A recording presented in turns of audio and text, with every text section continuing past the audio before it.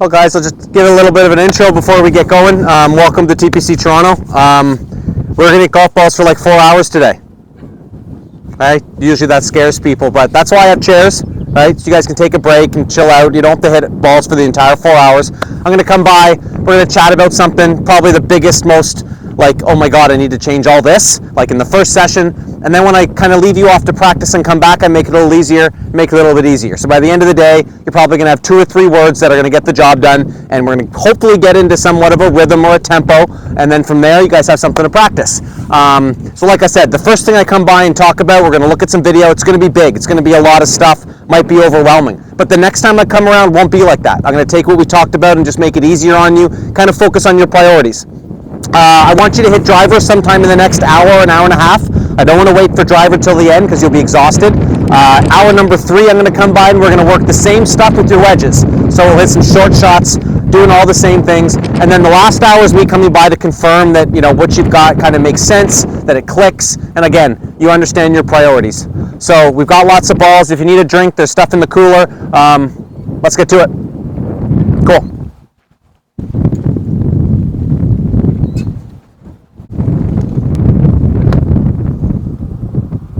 So how you been striking it? A little bit better. Okay.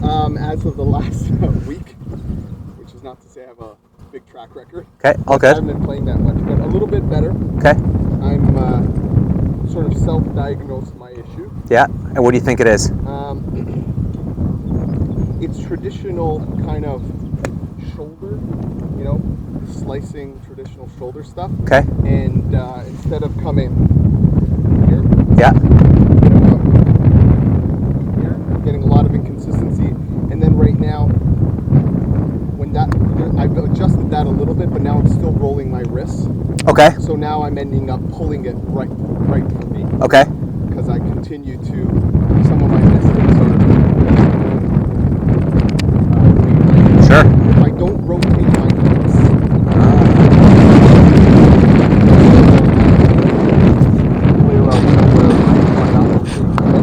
Okay. So you've got a pull and a push issue? Yeah. Okay. Inconsistency that way, yeah. And how's your height? I'm happy with my trajectory. Okay. Obviously it's not good for these winter conditions, but you know, I'm quite happy with it. Like at Islington, the greens are a mess, right? So I'm landing it well. Okay. So trajectory's good. Distance is good. I feel comfortable with what I'm hitting each club. I'm not looking at hitting it way further than I already do with each of the clubs. So I'm not. Okay. So you're comfortable with distance, contact's decent, it's just a little bit of offline stuff going on. Offline stuff, and then, you know, yeah, my misses are, with the driver, you'll see, and with my longer clubs, 4-iron, I have a hybrid 3-iron there, that will fade on me a little bit. Okay. Not intentional. Yeah, okay. Okay, sounds good.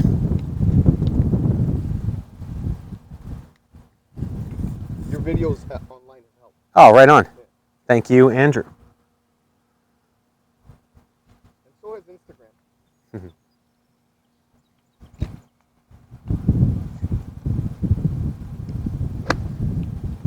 That was a difficult miss.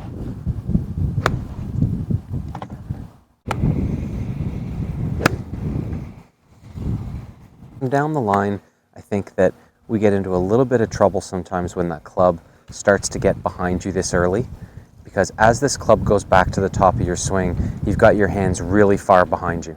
Mm-hmm. And far behind you is one thing, like the grip of the club's all the way behind your heel, mm-hmm. but your arm's lower than your shoulder line, mm-hmm. so it's pretty low as well. Yeah. By getting that arm higher, not only do you lengthen out how far you take the club back, so obviously there's more power, mm-hmm. but I think that's going to also give you a little bit of a better chance to get steeper on the golf ball to create more speed. So we're going to get like more club speed, more ball speed by mm-hmm. trying to feel like we can get that arm higher. Got it. All right, because as you come through here, right, because that club's so far behind you, mm-hmm. when you get to this spot, we still have the butt of the club too far behind you, which is kind of why I can see so much of your right arm. Mm-hmm. I mean, if I were to kind of freeze it right there in the downswing, and then I showed you what I would look like. See how little of my right arm you can see because my hand is more over my toe line? Mm-hmm. The deeper it gets, the more I see the arm. Yeah, okay. So it's a little bit behind you, it's a little bit low, and then it gets a little bit underplaned. So now the golf club's like underneath your arms, underneath both arms. Okay. And the way that you save that is you actually turn really aggressively with the upper body through the shot. So your rotation through the shot from here to here is pretty good. The only thing is that we've got the hips and the shoulders rotating at the same time. We don't have the hips going first and then the shoulders going second, which kind of like our link. But I think that you've developed that hard, aggressive upper body or chest turn through the ball, which is why the club really does exit hard to the right. Okay, so we've got like an underplane into the golf ball, and if you don't rotate the shoulders, you get it to the right or left. Yeah. But if you do rotate the shoulders, you're going to pull it. So this would be a great example of a two-way miss, right? If you curve the ball left and pull it straight to the right, that's not a two-way miss. That kind of shows up. That's fine. But if you can curve it both ways or hit it straight both ways like that, that'd be a two-way miss. That's trying to get this club face control, or the club face under control. Okay. So when I spin over here from down the line, the first thing is that I think the ball's too far back in your stance. So we're definitely going to talk about ball position. Sure. And talk about the whole backswing stuff and trying to feel that, you know, we have a little bit more glide to the back foot, getting off that front foot a little bit. But I'm going to blend all this in as I start talking about, you know, the backswing stuff. Through the golf ball, I think that you get pretty good this way, but then it's a big shoulder turn through there, a big chest turn, right? And we don't always want to have our chest turning so aggressively through the shot like that. So I've got a couple things that I want to tackle today, and I think that some of the stuff that I mentioned is going to get worked out with what it is that you're actually going to fix. Up my shoulders and get it in the right position up here. I end up chunking. I am over here. Okay. I've ended up chunking it. All right, so we'll tackle that right off the bat then. So the first thing that I want to get us to do here today is to feel as though that as you're taking this club back into your backswing, that the club's getting up higher. And you can see from your perspective here that if the club stays close to the ground, it gets behind us. Yeah. But if I get this club head higher from the ground, it stays more, well, out in front of us and not this way. But when it goes that way and the heavy part's all the way back there, as you take this back, there's the lowness, there's the really big depth of it all. So whether it's going to feel like the hinge kind of goes out a little bit that way, and then from there feeling like your arms go out that way too, feeling the arms going out makes it look up from this view, kind of 3D kind of stuff. So club head up, arms kind of moving away from your body, not in towards your body. That'll be the first step. Now, I think that when you start down in your downswing, the reason that you might have a problem with the club getting up like this and chunking the golf ball is that from here, as you go through, you stay bent over your hips a little bit too long, right? So we go from here a little bit low, you stay bent over your hips, you turn the chest hard, and things go to the right. So to start out today, to kind of make this a little bit easier on you, I want it to feel as though that your arms are moving away from your body, the club head's hinging up, okay? It's going to be like this without any turn, but as soon as I add turn, it's going to look like a golf swing. And as you're doing that, I want it to feel like you drift your weight off this front foot. Okay, so that's the backswing piece. Trying to feel like the arms go away, right, away from you to get them higher and drifting off the back foot. Or off the front foot, sorry. Okay, so show me how you do that one.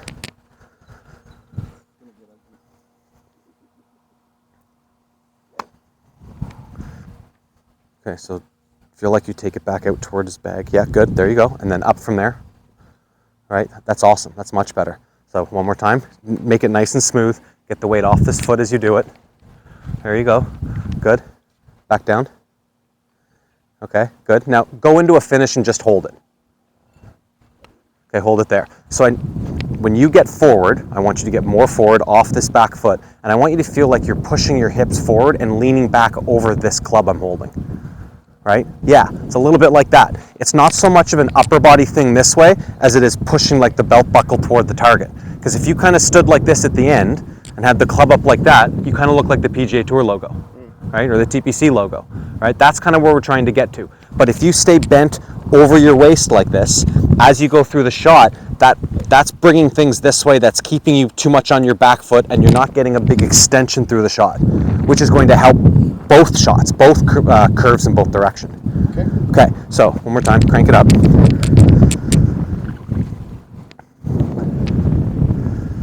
Hands out, lift the club high. Awesome, and now go into that finish. Good. Really good. So it's not only just kind of going through this way and straightening the legs to get taller, but by pushing the hips forward, you're going to feel really tall through this shot. Yep, and up. Good. Now do it again with your hat staying on the divot or on the ball. Cool. One more time.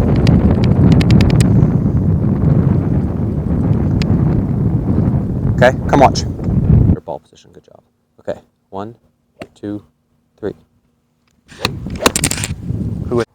Good. So take it up to the top, hold it up there. Arms out, arms high. Okay, hold it there. Soften up.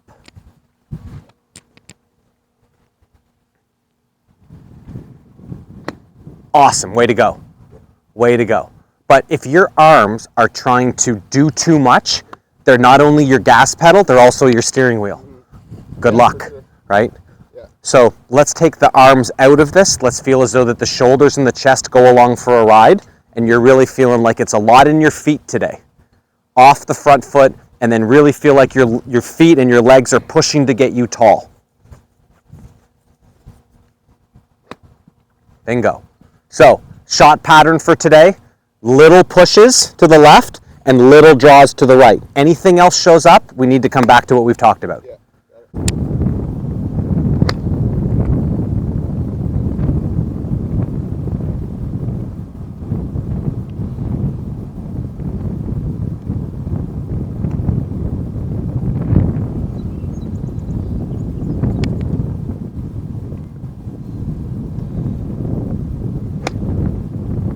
Not bad.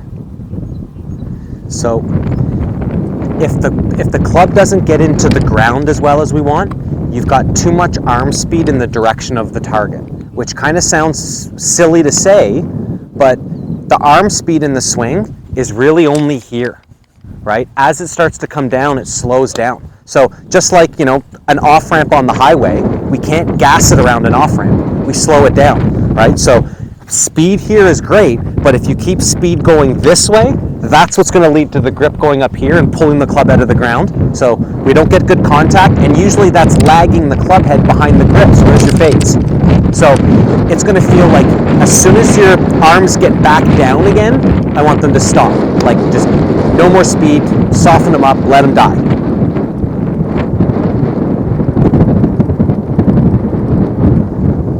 You've got such a good turn to your body. If you turn the body and whip your arms around to your right side, we can get some funky things happening. Yeah, just soften them up. No follow through with the arms. Don't do anything after the club gets down.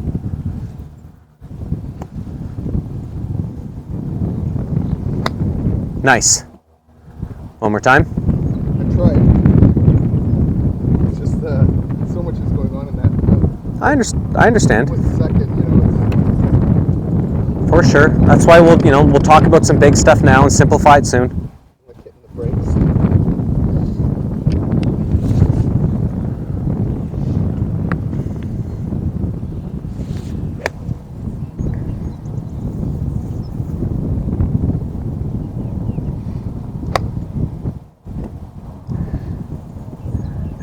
The speed of your grip is way too fast after you hit the ball. The what? The speed of the grip of the club is way too fast after the ball's been hit, right? If the finish line is impact, we don't need to keep sprinting.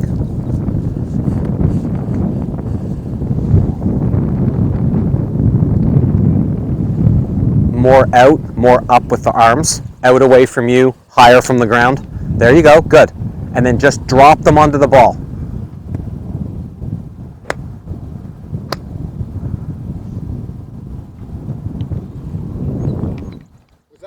That was better. Yep. So more out than I'm even doing now. Yes. You'll feel like it's out to begin with, and then from there it goes up as you turn.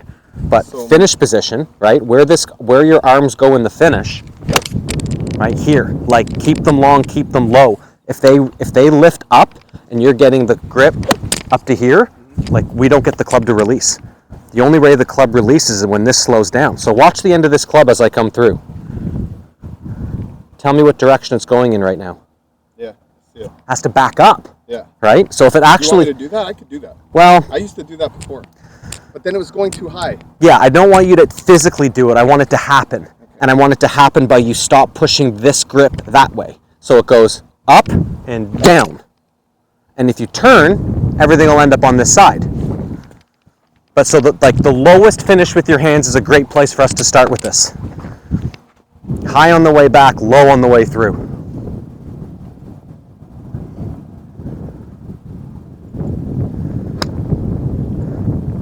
Lower.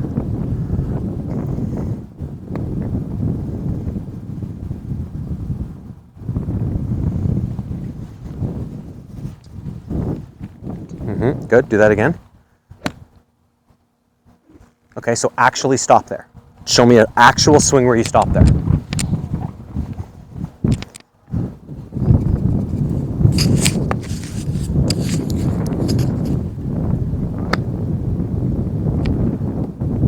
Keep going.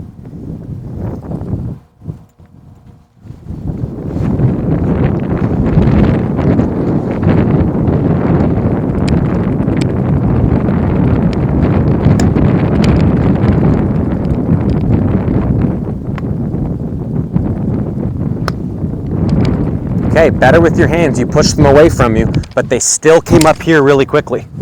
So, yeah, definitely too. But you had, even on the follow through, you pushed your arms out this way more, which was great. So if you can kind of take a look that as my arms start their way down, they go straight down, they turn the corner and cross my hands, and then they go back up again, right? A U. But the only speed during the U is here. The rest of it is gliding. It's taking the foot off the gas pedal, right? And as long as you do your normal chest move, your arms will get over here.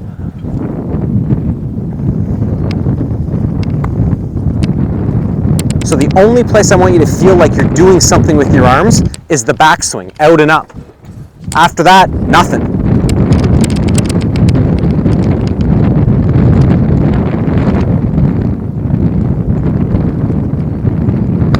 Good. Come look. Like the middle of your body, like a zipper down your jacket here, right? As you take the club up to the top, we're trying to keep your hands close to that zipper, right?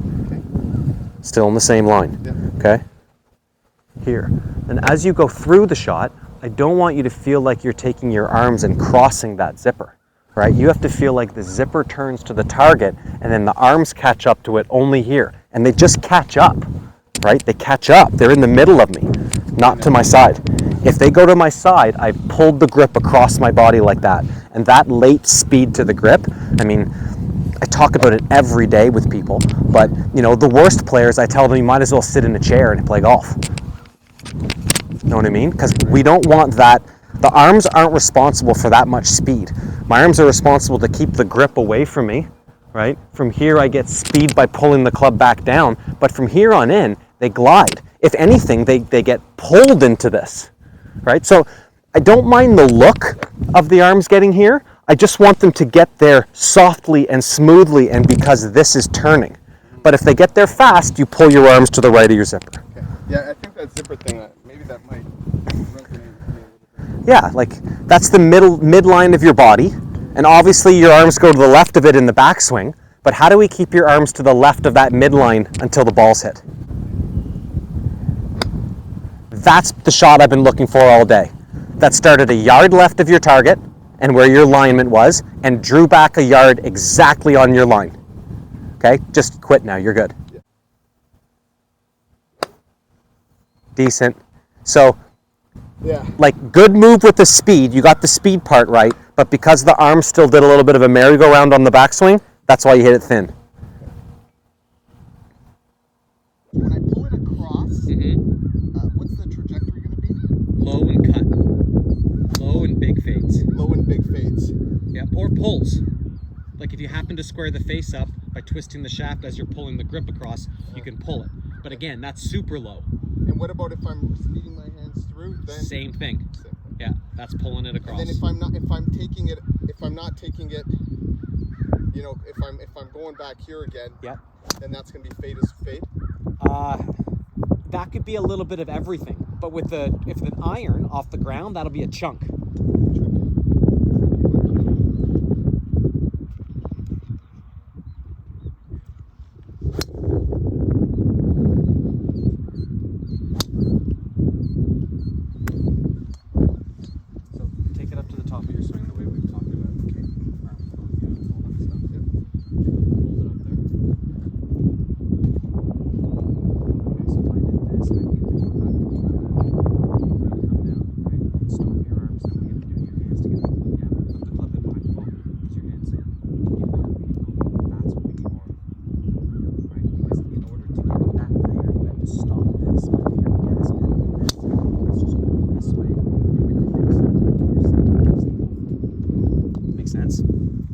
So soften up the arms, soften up the wrists, allow that to happen.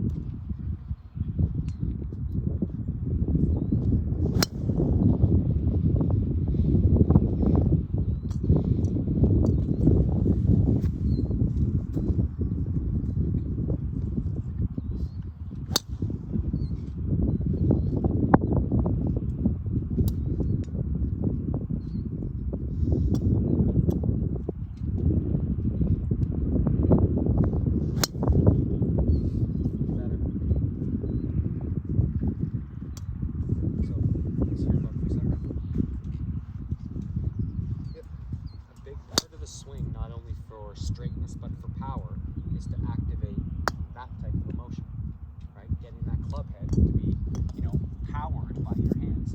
So the more that we can get you to feel as though that it's going out and up, right? You have a better chance of that, because when it gets too low, just getting the club back in front of you requires you to pull your arms. Yeah. Okay. So out and up, and then feel as though that from there that it's a turn to get the arms to the finish, not the arms getting there. And by turning and catching that face up, right, you're gonna end up looking forward like that. Arms low, arms short, club head has passed your right arm. But if you keep pulling that right arm, you never release it.